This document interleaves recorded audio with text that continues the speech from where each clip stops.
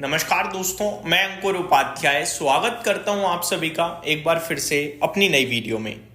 दोस्तों, भारतीय बाजार में आज ब्लैक मंडे साबित हो गया है। अगर आप निफ्टी को देखें तो 109 पॉइंट नीचे है और मिड कैप इंडेक्स को देखेंगे तो 1/3% यानी 1/3 यानी 0.3% डाउन है।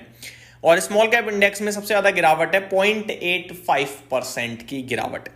और अगर आप मार्केट ब्रेथ देखेंगे तो आपको दिखेगा दुख, दर्द, पीड़ा। 642 शेयर्स पॉजिटिव और 2048 शेयर नेगेटिव। ये एनएससी का हाल था। सिंपल है, एक बढ़ने वाले के सामने 3 से ज्यादा गिरने वाले।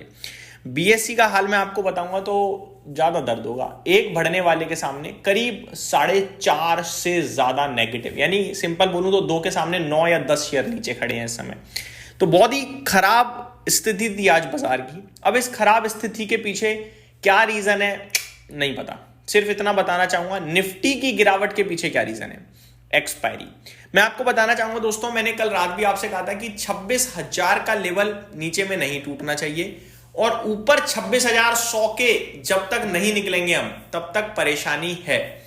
और अमेरिका के बाजार से जो संकेत आ रहे थे, गिफ्ट निफ्टी जो दिखा रहा था, वो लग रहा था कि 26,100 के ऊपर ओपन हो जाएंगे और उसके बाद हमें 26,100 के नीचे नहीं आना है, ये मैंने आपसे कहा था। लेकिन नीचे आ गए, सुबह 11:30 50 पे नीचे आए और उसके बाद दोबारा हम 26,100 के ऊपर निकले ही नहीं। दिन के दौरान मैंने अपने दूसरे चैनल पे 12:30 बजे डेटा भी शेयर किया था आप सभी के साथ, जिसमें क्लियरली बताया कि किस हिसाब से कॉल राइटर्स एक्टिव है। मैं आपको शॉर्ट में बताना चाहूंगा, 26,100 पे कॉल राइटर और पुट राइटर दोनों थे। लेकिन पता है आपको पुट राइटर कितना था? टोटल पुट राइटर था 2 करोड़ और अकेले आज में 26,100 पे जो कॉल राइटर खड़ा हुआ, वो अकेले आज में 2,57,00,000 कॉन्ट्रैक्ट खड़े हुए थे जब मैंने वीडियो शूट करी थी। और टोटल करीब 3,50,00,000 समथिंग थे। तो आपको क्लियरली दिख रहा है कि कॉल राइटर बहुत एग्रेसिव था। उसके अलावा जो पुट राइटर 26,000 पे था वो भी ज्यादा नहीं था, 1-1.5 करोड़ ही था बस। उसको तोड़ दिया आज। अब वो ट्रैप हो चुका है। जैसे ही वो टूटा लेवल, नीचे में कोई सपोर्ट था ही नहीं। मैंने आपसे कहा था कि 26,000 के नीचे कोई पुट राइटर की लेवल है ही नहीं, कहीं सपोर्ट पे है ही नहीं। तो अचानक 100-125 पॉइंट गिर सकते हैं, ये भी कहा था मैंने। आपने नोटिस भी किया होगा, जैसे ही 26,000 ब्रेक हुआ विद इन 10 मिनट्स हमने 25,912 का लो लगाया, यानी वन साइडेड 90 पॉइंट टूटा बाजार, क्योंकि सपोर्ट ही नहीं है ना कोई नियर बाय।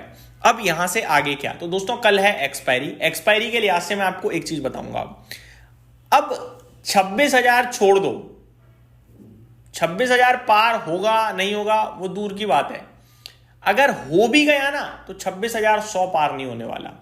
और 26,100 फिर 26,200, यानी पहले जो 3 दरवाजे थे, 26,100, 26,150 और 26,200 ऊपर निकलने के लिए, एक के पीछे एक मजबूत दरवाजा, अब वो 3 नहीं रहे हैं, अब वो 5 हो गए हैं।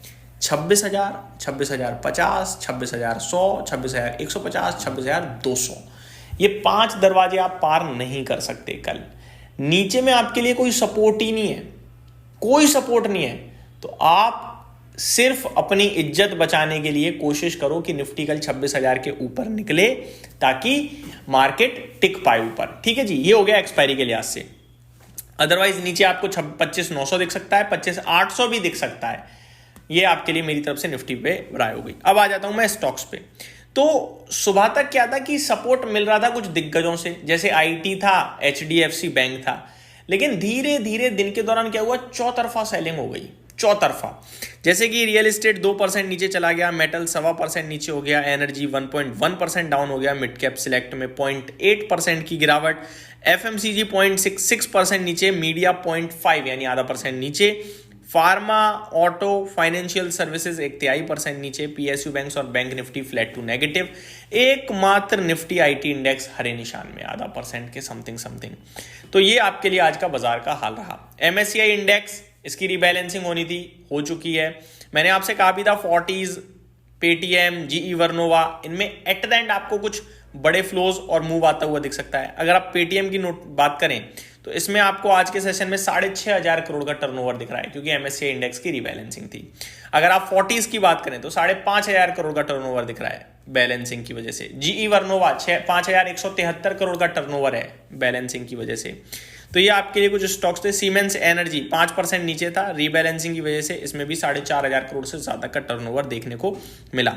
टाटा एलएक्सआई में भी रीबैलेंसिंग के चलते टर्नओवर देखने को मिला है। तो ये कुछ स्टॉक्स थे जिनमें बड़ा एक्शन दिखा बिकॉज ऑफ हैवी वॉल्यूम्स, नहीं रीबैलेंसिंग। ठीक है जी, तो ये स्टॉक्स थे। आज का FIDI का डेटा इंटरेस्टिंग हो ना हो पर वैल्यूएबल नहीं होगा, आप पता ही नहीं लगा पाओगे ना रीबैलेंसिंग का है या क्या है क्या नहीं है। जो भी होगा मैं आप सभी के साथ टाइमली डिस्कस करूंगा। तो ये कुछ चीजें थी। अब ग्रो के स्टॉक पे नजर डालने के लिए कहूंगा अपने व्यूअर्स से, आज 163 का हाई था, 152 पे बंद हुआ है डेज लो पे। लोग मान ही नहीं रहे थे कि ग्रो नहीं खरीदना चाहिए, ये तो भागेगा, ये तो ये हो जाएगा। अब गिर रहा है ना, अभी भी और गिर सकता है क्या? बिल्कुल भाई साहब, बहुत हाई वैल्यूएशन चले गया था, इसलिए मैं आप सभी के साथ कंसर्न जताता हुआ दिखा था। ऊपर से जब रिजल्ट्स आए तो मेरे को रिजल्ट्स में भी ऐसा कुछ तोड़ फोड़ नहीं लगा जो लोगों को लग रहा था, और मैंने डिटेल में इसको डिस्कस भी किया था आप सभी के साथ। तो आज का बाजार तो काफ़ी पेनफुल था, और अब इन्वेस्टर्स के पेशेंस का बाण भी टूट रहा है। ये एक सच्चाई है जो हम कबूल कर रहे हैं। अब लेट्स सी क्या होता है क्या नहीं होता, बट ये मेरी तरफ से अपडेट थी। उम्मीद करता हूँ डिटेल्स पसंद आई होंगी। Thank you so much for watching this video. Have a great day guys.